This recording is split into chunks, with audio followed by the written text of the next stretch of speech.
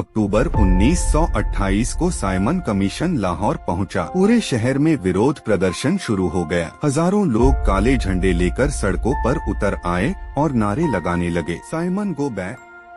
इस विशाल प्रदर्शन का नेतृत्व पंजाब के महान नेता लाला लाजपत राय कर रहे थे। प्रदर्शन को रोकने के लिए ब्रिटिश पुलिस ने लाठीचार्ज का आदेश दिया। पुलिस अधिकारी जेम्स ए स्कॉट के आदेश पर प्रदर्शनकारियों पर बेरहमी से लाठियां बरसाई गईं। लाला लाजपत राय के सिर और शरीर पर कई गंभीर चोटें लगी। वे घायल होने के बावजूद डटे रहे और उन्होंने कहा, मेरे शरीर पर पड़ी हर लाठी ब्रिटिश साम्राज्य के ताबूत की एक एक कील बनेगी। कुछ सप्ताह बाद 17 नवंबर 1928 को चोटों के कारण उनका निधन हो गया। लाला जी की मृत्यु की खबर सुनकर भगत सिंह गहरे आहत हुए। उन्होंने अपने साथियों राजगुरु, सुखदेव और चंद्रशेखर आजाद से कहा, इस अन्याय का जवाब दिया जाएगा। HSRA के क्रांतिकारियों ने निर्णय लिया कि लाठीचार्ज का आदेश देने वाले अधिकारी जेम्स स्कॉट को दंड दिया जाएगा। कई दिनों तक पुलिस अधिकारियों की गतिविधियों पर नजर रखी गई। 17 दिसंबर 1928 को क्रांतिकारी अपने लक्ष्य की प्रतीक्षा कर रहे थे, लेकिन पहचान में हुई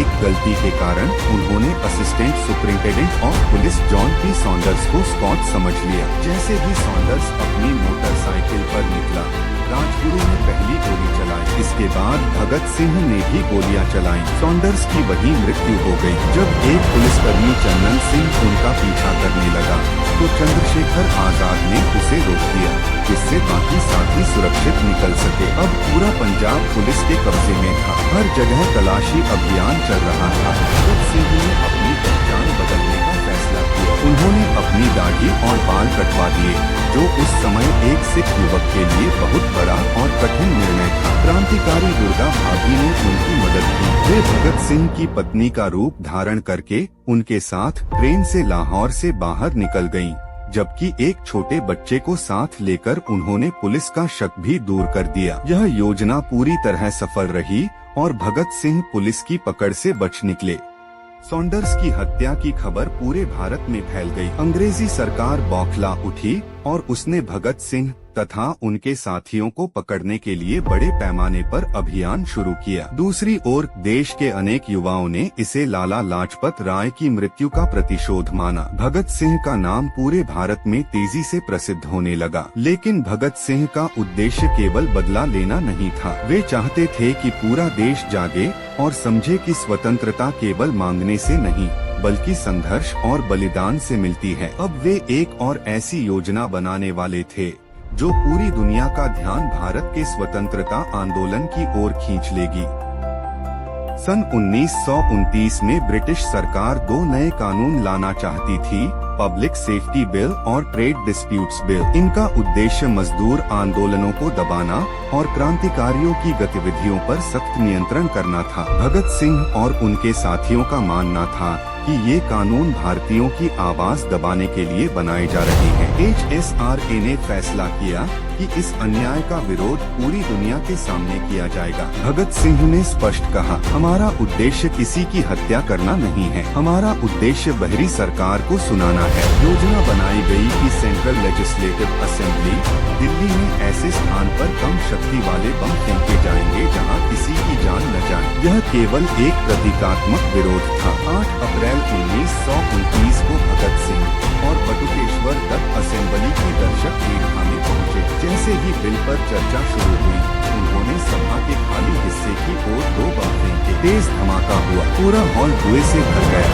लोग घबरा गए और इधर उधर भागने लगे। धमाके के तुरंत बाद दोनों ने ऊंची आवाज में नारे लगाए, इंकलाब जिंदाबाद, साम्राज्यवाद मुर्दाबाद। इसके बाद उन्होंने सैकड़ों पर्चे हवा में उछाले। उन पर्चों में लिखा था, बहरों को सुनाने के लिए धमाके की जरूरत होती है। धमाके के बाद भगत सिंह और बटुकेश्वर दत्त आसानी से भाग सकते थे, लेकिन उन्होंने भागने से इनकार कर दिया। वे वहीं खड़े रहे और स्वयं को पुलिस के हवाले कर दिया। उनका उद्देश्य अदालत को अपने विचार जनता तक पहुंचाने का मंच बनाना था। गिरफ्तारी के बाद दोनों को जेल भेज दिया गया। पूछताछ के दौरान अंग्रेज अधिकारियों ने उनसे कई सवाल किए, लेकिन भगत सिंह बिल्कुल शांत रहे। जल्द ही पुलिस को सॉन्डर्स हत्याकांड के बारे में भी महत्वपूर्ण सुराग मिले और उस मामले में भी भगत सिंह, सुखदेव राजगुरु तथा अन्य क्रांतिकारियों पर मुकदमा चलाया जाने लगा। भगत सिंह की गिरफ्तारी की खबर पूरे भारत में फैल गई। हजारों लोग उनके समर्थन में सड़कों पर उतर आए। अखबारों में उनकी बहादुरी की चर्चा होने लगी। अब वे केवल पंजाब के नहीं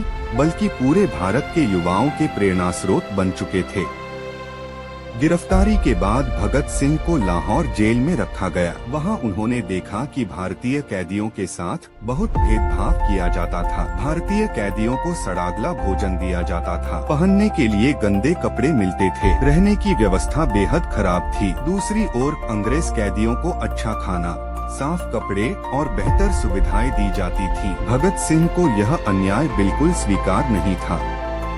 उन्होंने कहा, हम अपराधी नहीं, राजनीतिक कैदी हैं। हमारे साथ सम्मानजनक व्यवहार होना चाहिए। भगत सिंह, बटुकेश्वर दत्त, सुखदेव, जतिन दास और अन्य साथियों ने मिलकर भूख हड़ताल शुरू कर दी। उनकी मुख्य मांगे थीं, राजनीतिक कैदियों का दर्जा दिया जाए, सभी कैदियों को समान भोजन मिले, पढ़ने के लिए किताबें और अखबार दिए जाएं, साफ कपड़े और स्वच्छ रहने की सुविधा मिले, जबरन अपमानजनक काम न कराया जाए। अंग्रेज सरकार ने उनकी मांगे मानने से इनकार कर दिया। भूख हड़ताल लंबी होती गई। जेल प्रशासन ने कई बार उन्हें जबरन दूध और तरल पदार्थ पिलाने की कोशिश की। कई कैदियों को पीटा गया, लेकिन किसी ने हार नहीं मानी। भगत सिंह कहते थे, अगर हमारे शरीर कमजोर हो जाए, तब भी हमारे इरादे कमजोर नहीं होंगे। इस भूख हड़ताल में क्रांतिकारी जतिन दास ने भी भाग लिया। उन्होंने लगातार 63 दिनों तक भोजन नहीं किया। 13 सितंबर 1929 को उनकी तबीयत बहुत बिगड़ गई